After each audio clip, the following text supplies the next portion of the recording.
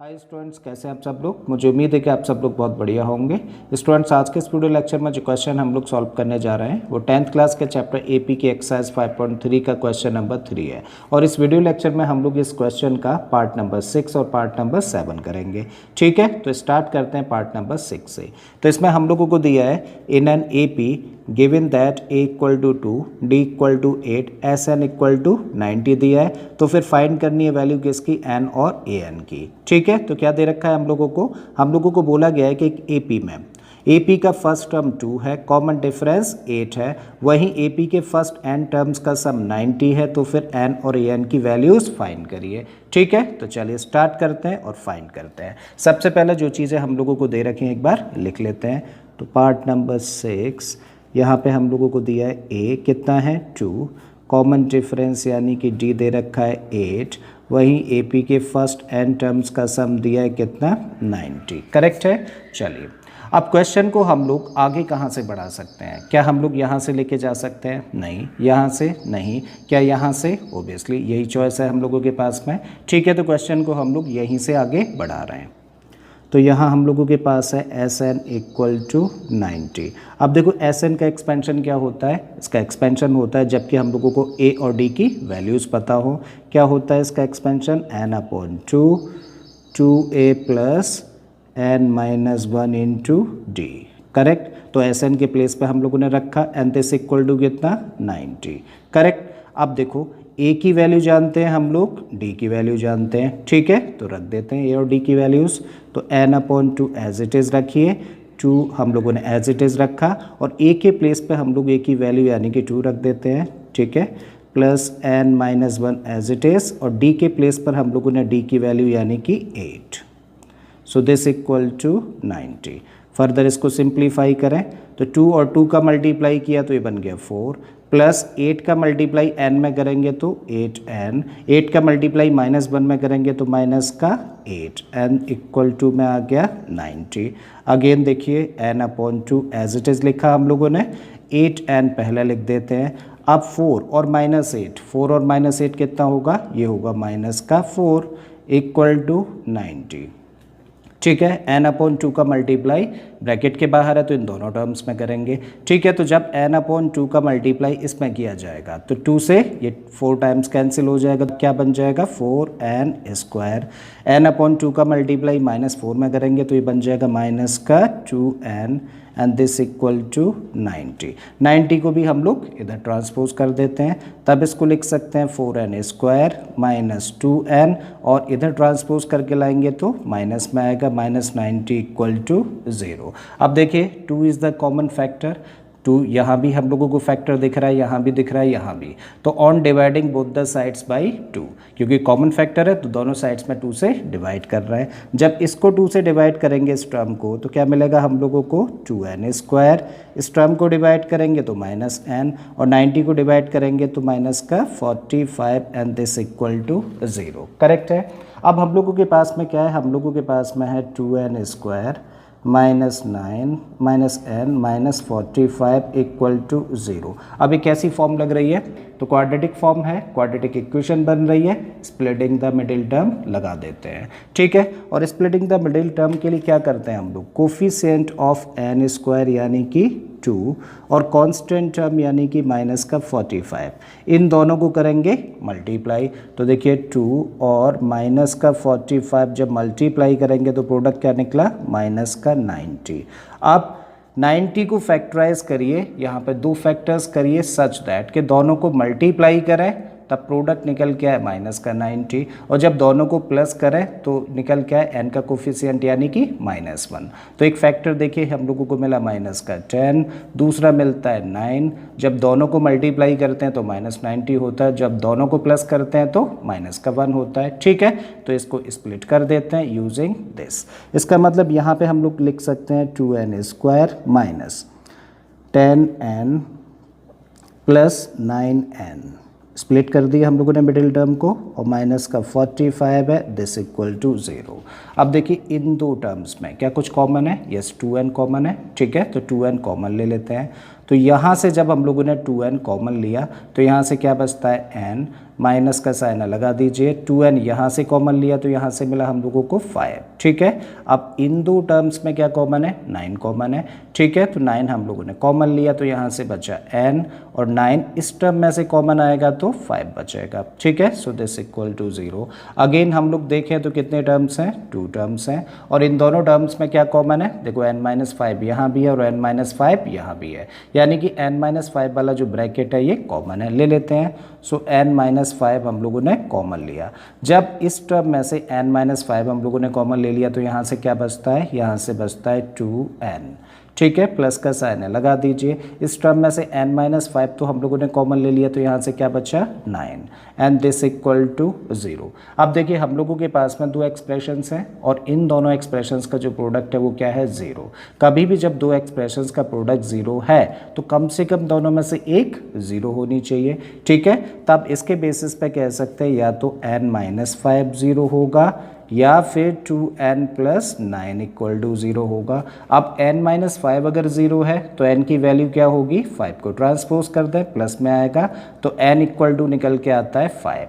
और अगर 2n + 9 equal to 0 है तो 2n इक्वल टू कितना होगा, 9 को ट्रांसपोज कर दें तो ये माइनस में जाएगा। इस तरीके से n कितना होगा, 2 को भी ट्रांसपोज कर दें तो n की वैल्यू निकल के आती है -9/2, ठीक है। तो n की हम लोगों ने यहाँ पर दो वैल्यूज़ फाइंड करी, एक तो n इक्वल टू 5 है, दूसरा n इक्वल टू -9/2 है।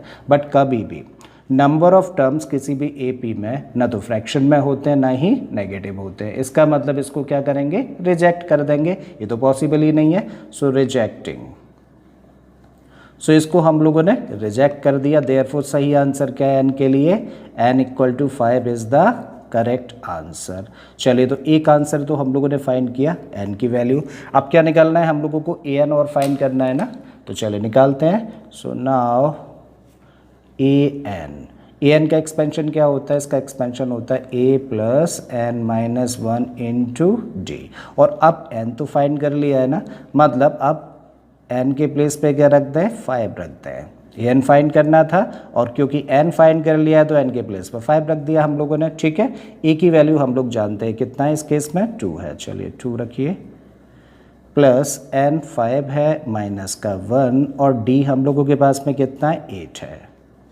फर्दर सिंप्लीफाई करें तो 2, अब देखो 5 में से बन गया तो 4 × 8, ठीक है। फर्दर इसको इधर कर लेते हैं, चलिए तो ये बना 2, और 8 और 4 का मल्टीप्लाई कर देंगे तो 32, और 32 और 2 हो गया कितना, 34। इसका मतलब an यानी कि a5 की जो वैल्यू वो कितनी है, 34 है, और एक आंसर हम लोगों को ये मिल जाता है, करेक्ट है। इसका मतलब क्या क्या मिला हम लोगों को, देयरफॉर n इक्वल टू मिला हम लोगों को 5 एंड an की वैल्यू निकली 34, और यही आंसर है इस क्वेश्चन का, ठीक है। चलिए ये वाला पार्ट तो हम लोगों ने कवर किया। अब आते हैं हम लोग इस क्वेश्चन के नेक्स्ट पार्ट पर।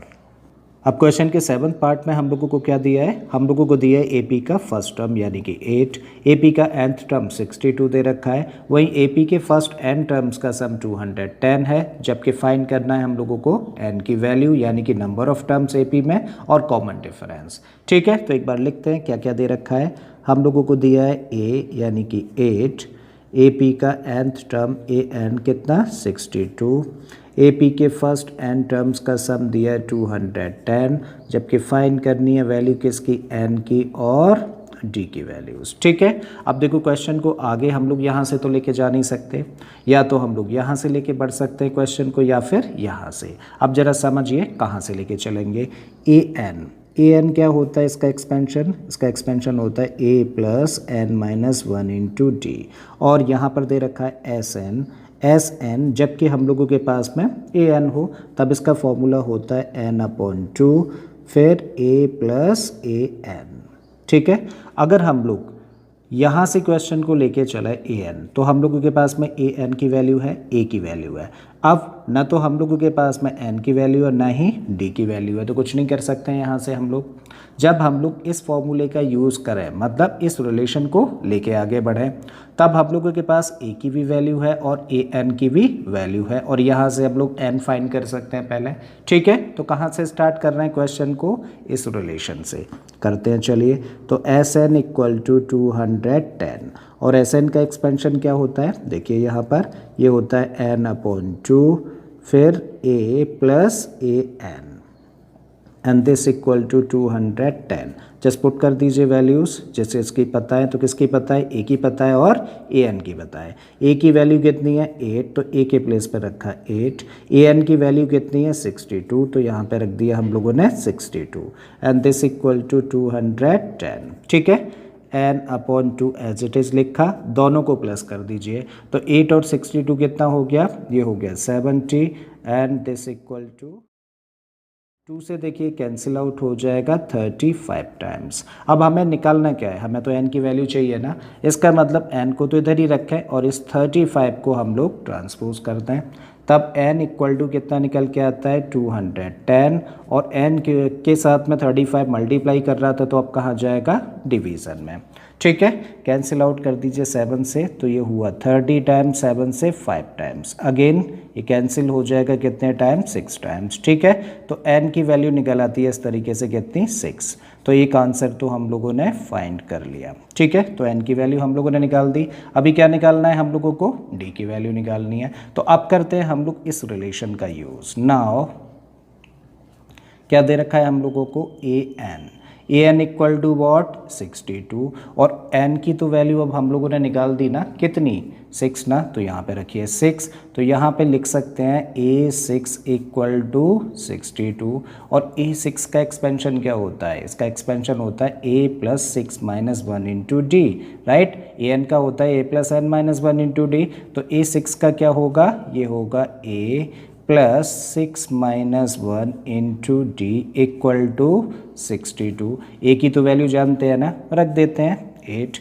ठीक है, तो यहाँ पे रखा 8, 6 माइनस 1 का मतलब हुआ 5, और हम लोगों को डी फाइंड करना है, तो इसको एज इट इज़ लेके चलो, तो ये हुआ 62। अब फिर से एक बार लिखें, 5 और d का मल्टीप्लाई, 5d हो गया, दिस इक्वल टू 62।